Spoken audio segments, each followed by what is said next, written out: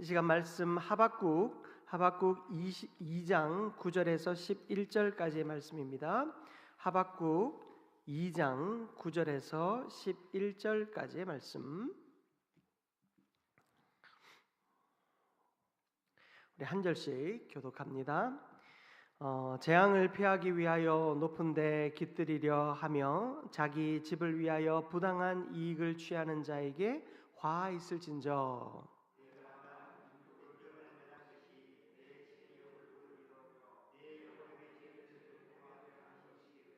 함께 읽습니다. 담에서 돌이 부르짖고 집에서 들보가 응답하리라. 아멘. 오늘 수요 생기 예배 가운데 나오신 여러분을 환영하며 축복합니다. 우리 서로 바라보면서 이렇게 인사 한번 나눴으면 좋겠습니다. 잘 오셨습니다. 한 번만 더 이렇게 인사 나눌까요? 정직한 삶 위에 참 평안이 임합니다. 정직한 삶 위에 참 평안이 임합니다. 아멘. 오늘 말씀 통하여서 우리는 이제 이 하박국서의 두 번째 화에 대해서 살펴보는데, 두 번째 화는 불의한 성공입니다. 이 불의한 성공에 대한 이야기를 살펴보며 정직한 삶 위에 참 평안을 세우는 삶이 무엇인지 함께 은혜 나누고자 합니다. 사람은 누구나 안전한 삶을 살고자 합니다. 여기서 불안한 삶 살겠다 하는 사람 아무도 없죠. 여러분, 우리가 갑자기 건강에 적신호가 찾아온다든지, 혹은 검사를 어떤 문제가 있어서 검사를 받고 그 결과를 받아들기까지, 혹은 뭐 어떤 어려움이 있어서 그 문제들을 해결해가는 과정 가운데 데드라인이라고 하죠. 마지막 임박한 날이 찾아올 때 참 우리는 두렵고 떨립니다. 불안하고 걱정이 많이 됩니다. 뭐 밥맛도 없고 일도 손에 잡히지 않지요. 누구나 그런 불안한 삶을 원하는 사람은 아무도 없습니다. 안전하고 평안하고 아무 근심도 걱정도 없는 삶을 모두가 원합니다. 그래서 우리는 안정된 직장에 들어가기 위해서 공부도 많이 하고 또 자식들도 공부 많이 시킵니다. 그리고 안전한 직장에 들어가게 하기 위해서 여기저기 다리도 놓아보고 손도 써봅니다. 또 우리는 넉넉한 재산이 있기를 원합니다. 물질이 풍성하고 은행의 잔고가 풍성해야 내가 안전하고 평안한 삶을 살 수 있다 생각하여서 어떻게 하면 재산을 많이 끌어모을까, 자식들에게 많이 물려줄까, 그런 고민들을 하지요. 또 우리 인생의 든든한 기반, 뭐 속된 말로 하면 시쳇말이죠. 백을 잘 갖추기를 원합니다. 누군가의 뒷배가 되어줄 수 있는 사람, 혹은 누군가가 나의 뒷배경이 되어줄 수 있는 사람이 있다면, 우리 자식의 뒷배경이 되어줄 수 있는 사람은 누가 있을까 항상 찾아다닙니다. 이렇게 안정된 직장과 넉넉한 재산과 또 든든한 기반을 세우고 거기서 우리는 평안함을 누리고자 합니다. 사실 이것 자체가 잘못된 것은 아니죠. 우리 자녀가 잘 되게 하기 위해 공부 많이 시키고 좋은 학교 보내려고 애를 쓰고 또 좋은 데 시집장가 보내고 재산 많이 가질 수 있도록 잘 물려주고 투자도 잘할 수 있게 하고 또 든든한 뒷배경이 되어줄 수 있는 사람들을 많이 붙여주는 것, 이건 하나도 잘못된 것이 아닙니다. 그러나 하나님은 우리의 삶이 하나님 안에서 그 모든 평안과 형통을 누리기를 원하십니다. 하나님이 우리 인생이 무너지기를 위하여서 그거 안 돼, 그거 하지 마, 그거 의지하지 마 라고 말씀하시는 것이 아니라 하나님 안에서 그러한 것들을 잘 세워갈 수 있도록 하시는 것이죠. 여러분, 우리 병원에 좋은 의사들 찾아다니지 않습니까? 또 좋은 의학의 어떤 발전이 있게 하기 위해서 부자들이 많이 투자합니다. 여러분 잘 아시죠? 세계 걸출한 유명 인사들, 특히 엄청난 재력가들이 제일 먼저 투자하는 곳이 어디입니까? 이 생명산업, 건강에 대한 그 연구에 엄청난 돈을 투자합니다. 그렇게 잘 살도록 하는 것, 모두가 잘 살게 하는 것, 모든 사람이 원하는 것입니다. 하나님도 우리 인생을 통하여서 의사도 만들어 세우시고 또 좋은 병원도 만들어 세우시고 우리가 몸이 아플 때는 그 병원들을 이용하게 하고 또 우리의 삶의 여러 필요들을 또 이 세상의 여러 환경들을 통해서 하나님이 잘 활용하도록 그렇게 이 사회와 질서와 형편들, 여건들, 기반들을 다 만들어 주십니다. 그런데 우리의 문제는 불의한 방법으로 그것을 세우려 한다라는 데 있습니다. 하나님의 뜻에 합당하지 않은 방법으로 그것을 찾고 누리려 한다라는 데 있습니다. 여러분, 하나님이 우리에게 물질을 주시고 하나님이 우리에게 좋은 지식과 또 과학과 여러 문명의 발전들을 허락하여 주시는 것은 하나님과 함께 그리고 하나님 안에서 은혜를 더욱 누리게 하기 위해서 우리가 더욱 하나님 안에서 행복하게 하기 위하여 하나님이 그러한 모든 것을 준비해 주신다라는 것이죠. 그런데 오늘 본문에 등장하는 이 바벨론이라고 하는 나라는 하나님께서 그에게 주신 그 힘과 권세와 능력을 자기 자신의 것이라 여기고 그리고 그 힘과 권세를 신으로 여기며 자기 자신이 신이 되어 자기 자신만을 숭배하고 그리고 다른 모든 열방들이 자기에게 굴복하기를 원하였습니다. 그들은 단순히 어떤 물질을 많이 끌어모으고 나라들을 확장시키며 사람들을 많이 잡아와서 특히 똑똑한 사람, 실력 있는 사람, 여러분 다니엘 잘 아시지 않습니까? 이 다니엘이 그렇게 바벨론의 포로로 끌려갔을 때 인재들을 뽑아서 각 나라의 인재들을 뽑아서 그 식민지의 인재들을 뽑아서 잘 훈련시켜서 또 나라에 등용하는 거 바벨론이 잘하는 일이었습니다. 그런데 그 모든 것들이 누구를 위해서요? 자기 자신만을 위해서, 자기 나라만을 위해서 그들은 끊임없이 하나님을 잊어버린 채 불의한 방법으로 그것들을 다 끌어 모으고자 했던 것입니다. 잘하는 것이지만 그것이 불의한 방법으로 이루어질 때 하나님의 심판이 임합니다. 사랑하는 성도 여러분, 우리 인생의 기초는 예수 그리스도입니다. 우리는 예수 그리스도 위에 세워져야 합니다. 내가 돈을 많이 번다고 해서 많이 번 돈을 어떻게 쓸까 하나님 앞에 기도하면 그건 이미 늦은 거예요. 기도가 안 돼요. 내가 돈이 많이 벌고 싶습니까? 주를 위하여 어떻게 살 것인가를 먼저 기도하고 고민을 하십시오. 하나님, 나에게 하나님 주신 달란트가 있고 사명이 있는데 하나님 이거 감당하기 위해서 물질도 주시고 지혜도 주시고 좋은 학교 가게 하시고 좋은 직장 들어가게 하시고 여러분 이러한 것들을 기도하며 하나님 주시는 물질과 또 세상의 은혜들을 구해야 하는 것입니다. 말씀과 믿음의 기초 위에 세워지지 않은 것은 모래 위에 세워진 것과 같아서 언제 무너질지 모릅니다. 내가 어쩌다 보니 부유해요. 돈이 많아요. 하나님 이 돈 어떻게 쓸까요? 고민하면 여러분 거기에 기도가 바른 방향으로 나가기가 참 어렵습니다.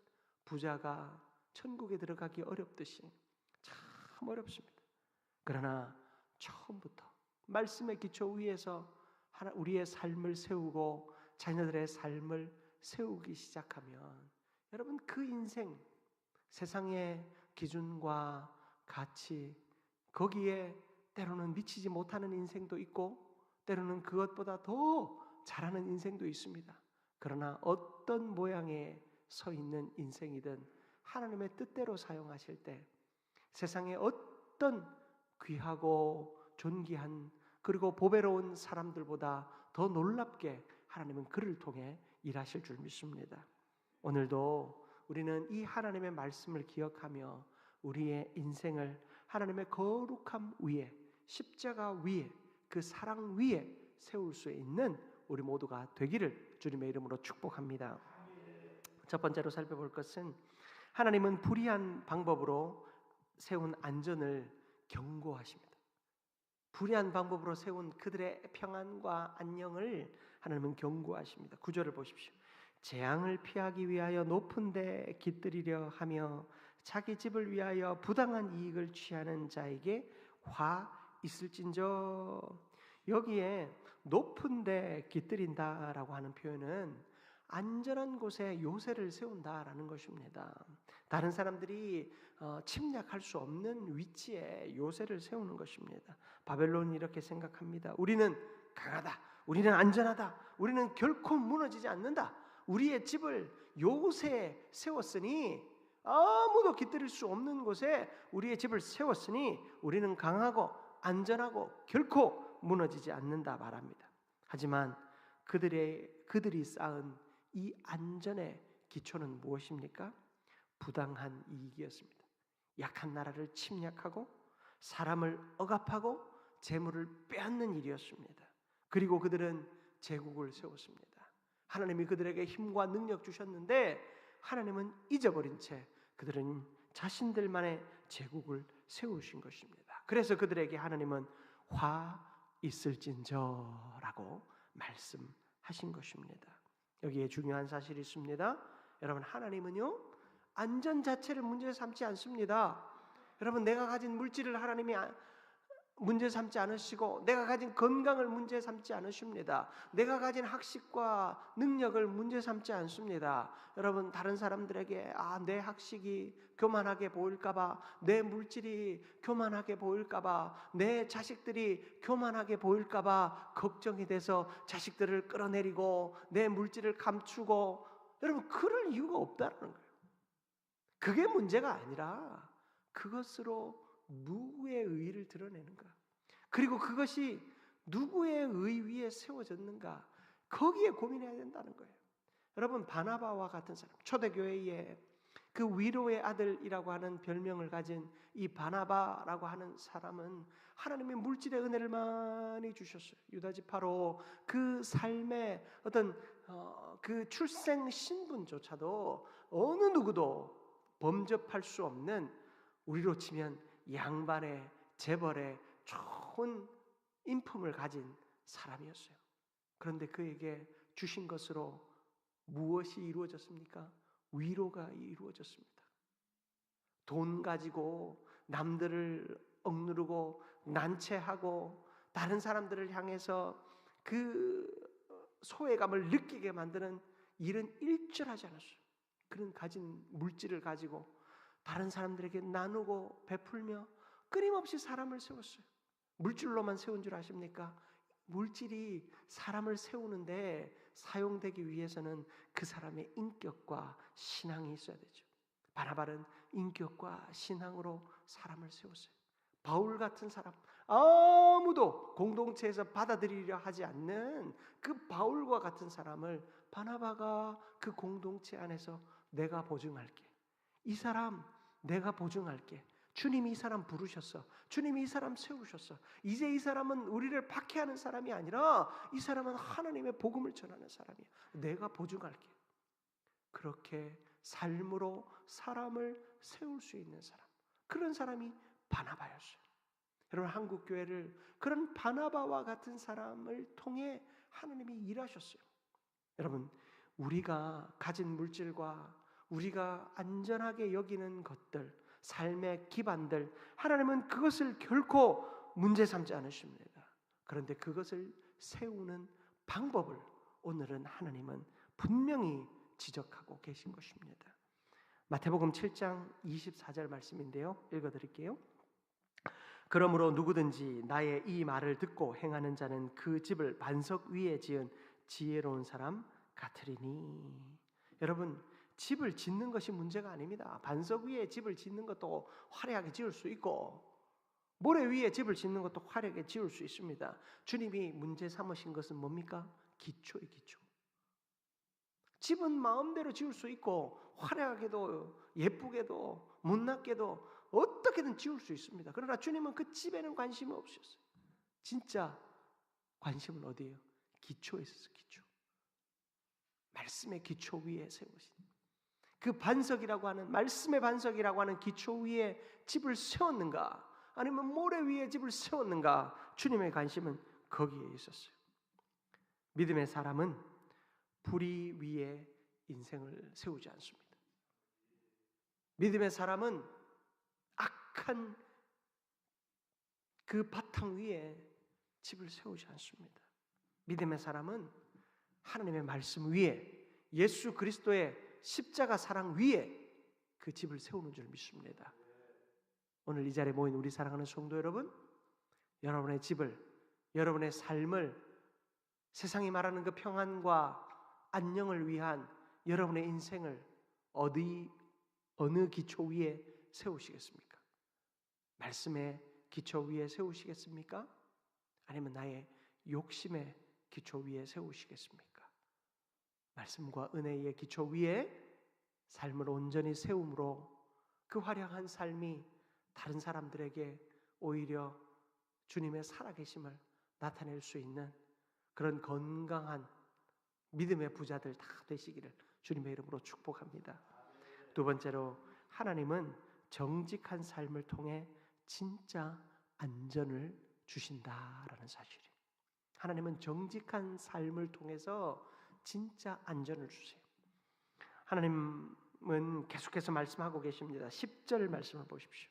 네가 많은 민족을 멸한 것이 내 집에 욕을 부르며 내 영혼에게 죄를 범하게 하는 것이 되었도다.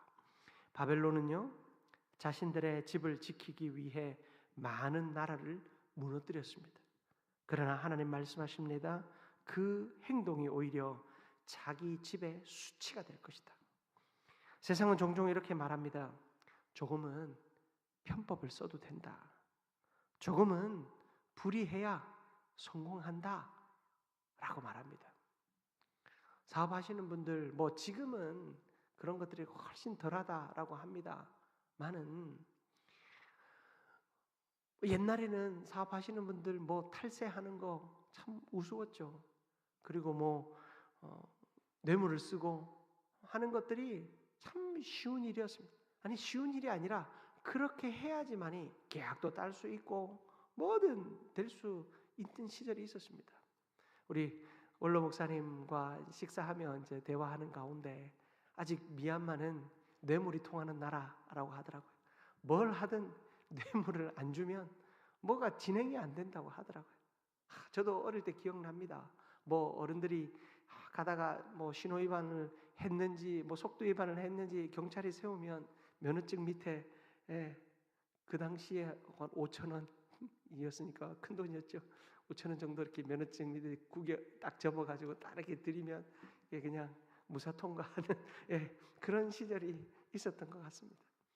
여러분, 참 타협하고 그리고 어떤 편법을 쓰고 불의한 방법을 쓴 것이 어쩌면 당연하게 여겨지는 시대와 상황들이 있었고 또 지금도 여전히 그런 것들에 대하여 죄책감이나 죄의식 없이 이것도 건강한 경쟁이다라고 생각하며 그것들에 대하여 아무런 죄책감이 없는 이들이 있습니다. 여러분, 정직하게 사는 것은 참 어렵습니다. 정직하게 사는 것은 정말로 어렵습니다. 제가 한 2년여 전에 한번 설교 예화에서 드렸던 말씀이었는데요. 그 예화였는데요. 제가 아는 한 청년이 직장에 들어갔더니 이 재무부서에 들어갔는데 자기에게 이 이중장부를 쓰는 것들을 자꾸 요구하고 그것이 일정의 도를 넘어가는 것에 대하여 너무나도 불이하다 생각하여 좋은 직장을 그만두고 나왔더니 또 그 다음 직장에서도 그러하고 결국엔 이제 자기가 이제 직장 생활을 다 내려놓고 자신이 하는 일을 선택해서 지금 하고 있는 한 자매가 있었습니다. 여러분, 이 자매는 이 선택을 한 거예요. 나는 이 불의한 것을 방조하지 않겠다. 그리고 그것을 하는 것에 그 공동체에 남아있지 않겠다. 사실 여러 모양, 이 모양 저 모양으로 우리에게 참 여러 유혹들이 찾아옵니다. 간단한 유혹, 정말로 우리가 길을 하나 건널 때도 건널목으로 건널 것인가? 차가 아무도 안 오니 그냥 뛰어갈 것인가? 이런 고민부터 사실은 사소한 것에서부터 삶의 아주 핵심적인 자리에 이르기까지 우리는 이 편법과 또 불의에 대하여 너그러운 모습을 가집니다. 어디에 대해서 너그럽습니까? 바로 자기 자신의 성공에 대해서만 너그럽습니다. 그럼 방송에 나올 때 아무개 연예인이 음주운전하면 완전 매장시켜버리는 게 요즘에 뭐 SNS지 않습니까? 나는 음주운전해도 되고 저 사람은 안 되고, 나는 남을 조금 속여도 되고 저 사람은 절대 안 되고. 사실 그 모든 불의와 편법, 이것들이 나를 위해서는 괜찮다라는 것이 사실은 더 큰 문제인 거죠. 여러분, 하나님은 이런 모든 상황 속에서 다르게 말씀하십니다. 정직이 결국 가장 안전한 길이다라는 사실을 보여주십니다. 여러분 잘 아시는 요셉은 어떻습니까? 보디발의 집에서 그 아내의 유혹이라고 하는 아주 치명적인 제안을 받습니다. 그런데 요셉은 이렇게 고백하지요. 창세기 39장 9절에 이 집에는 나보다 큰 이가 없으며 주인이 아무것도 내게 금하지 아니하였어도 금한 것은 당신뿐이니 당신은 그의 아내임이라. 그런즉 내가 어찌 이 큰 악을 행하여 하나님께 죄를 지으리이까. 여러분, 그가 유혹을 거절한 몇 가지 포인트들이 있습니다. 첫 번째는 그에게 금한 것이 아무것도 없다. 자기 위에 아무도 없다. 뭡니까? 모든 것을 스스로 판단하고 그리고 자기가 판단하여 행동한 것에 대해서 아무도 말할 자가 없다라는 것입니다.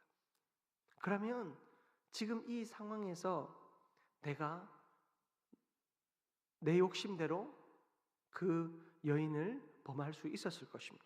그런데 이어지는 말, 주인이 아무것도 내게 금하지 아니하였어도 금한 것은 당신뿐이니. 무엇을 기억합니까? 주인이 내 위에 아무도 두지 않고 아무것도 간섭하지 않았지만 부인은 안 돼 라고 한 말을 기억한 거예요. 여러분, 아담과 하와를 유혹한 이 사탄이 말을 교묘하게 바꿔서 이 아담과 하와를 유혹하여 넘어뜨리지 않습니까? 요셉도 자기가 주인이 내 위에 아무도 두지 않았고 아무것도 금한 것이 없다라는 그 생각까지만 딱 했다면 자기 욕망대로 행동했을 겁니다. 그러나 주인이 한 마지막 말을 그는 기억했어요. 내 아내는 안 된다. 여러분, 그리고 또 한 가지, 그는 창세기 39장 9절에서 그런즉 내가 어찌 이 큰 악을 행하여 하나님께 죄를 지으리까. 자신이 어디에 서 있다라는 사실을 알았습니까? 하나님 앞에 서 있다라는 것을 알았어요. 자신을 간섭하는 사람이 없고 자신의 지위는 지금 집안에 야 오늘 집 다 비워 하면 종들이 그날 몇 시부터 몇 시까지는 집안에 아무도 없게 할 수도 있는 사람이었어요. 자기가 명령하면 다 되니까.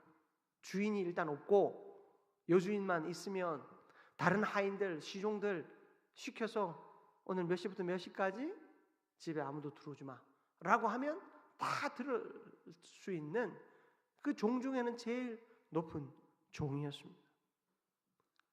그 여인, 아름다운 여인 앞에 혼자 자기가 서 있다라고 생각했다면 그는 유혹을 이기지 못하였을 것입니다. 그런데 그는 하나님 앞에 서 있다라는 생각을 했습니다.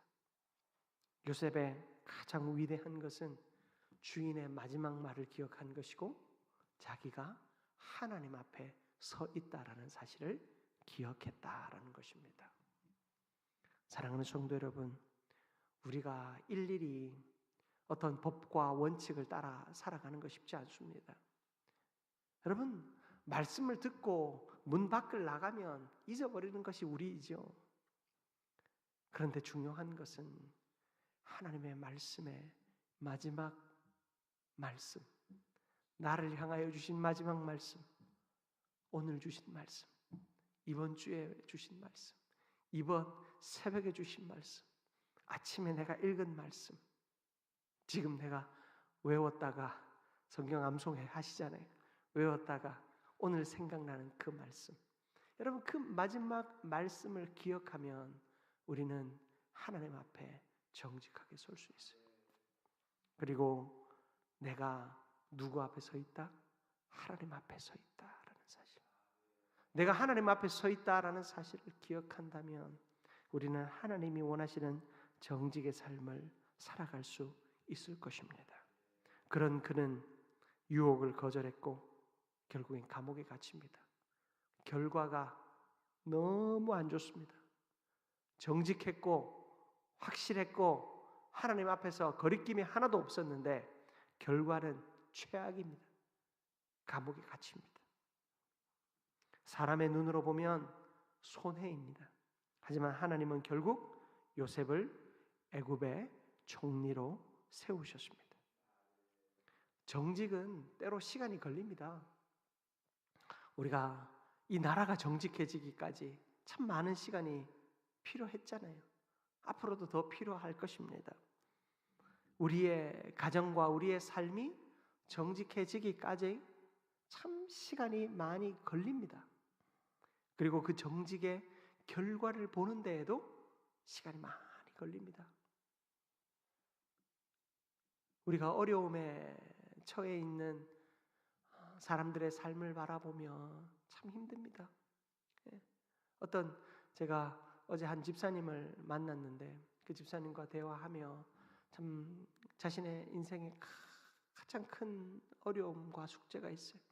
자기가 죽을 때까지 해결이 안 될 것 같은 문제가 있어요. 제가 밝히기는 어렵지만 그 문제 앞에서 제가 그랬어요. 제가 요즘에 하나님 말씀을 묵상하고 설교할 때마다 하나님이 나에게 주시는 음성이 있는데 하나님은 실수하지 않으시는 분이시고 하나님은 나의 삶에 가장 완벽하게 일하시는 분이시다. 그 확신이 나에게 있다라는 이야기를 했더니 그 집사님이 이렇게 말씀하시더라고요. 그렇지요, 목사님. 그런데 그 하나님의 때가 언제 올지 모르겠어요. 너무나도 정직한 대답이었어요. 그 말씀 맞기는 한데 하루가 1000년 같은데 하나님 앞에는 자기는 이 1시간이 1000년 같아서 너무 괴롭다는 거예요. 예, 이 1000년 같은 시간이 1시간 1시간 이렇게 갈 때마다 너무 괴롭고 힘이 들다는 거예요. 아직은 아무 위로가 되지 않더라고요.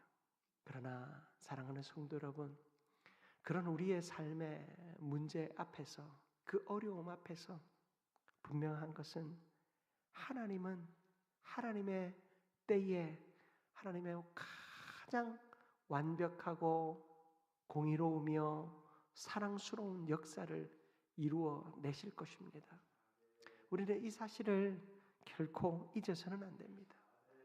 요셉이 하나님의 뜻대로 살고자 애를 썼고 그 애를 쓴 결과가 노예가 되는 것이고 감옥에 갇히는 죄수가 되는 것이며 언제 죽을지 모르는 죽을 날만 바라보고 또 모든 이들에게 잊혀진 존재가 되는 결과였습니다. 더 어두워졌고 더 절망적이었으며 더 괴로웠습니다. 정말로 제가 말씀드린 그 집사님의 고백처럼 하루가 1000년 같고 10,000년 같은 시간이 너무나도 크게 흘렀을 것입니다. 그러나 사랑하는 성도 여러분, 하나님은 그를 애굽의 총리로 세우시는 일을 이루셨습니다. 하나님이 여러분을 향하여 무슨 뜻을 이루시는지, 어떤 일을 이루실지 저는 알 수 없습니다. 제가 여러분의 기도의 제목들을 받아 그 여러분들을 위해 기도하는 가운데 그 기도의 시간들 속에서 때로는 한숨밖에 나오지 않을 때도 있습니다. 하나님 제발, 하나님 이 집사님의 기도에 하나님 제발 응답해 주십시오. 하나님 제발 좀 응답해 주십시오. 내일도 아닌데 너무나도 간절한 고백이 되어지는 일들도 있습니다.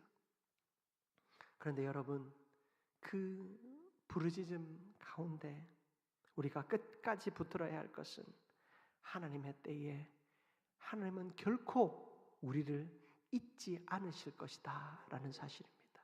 하나님은요, 정직한 자를 잊지 않습니다.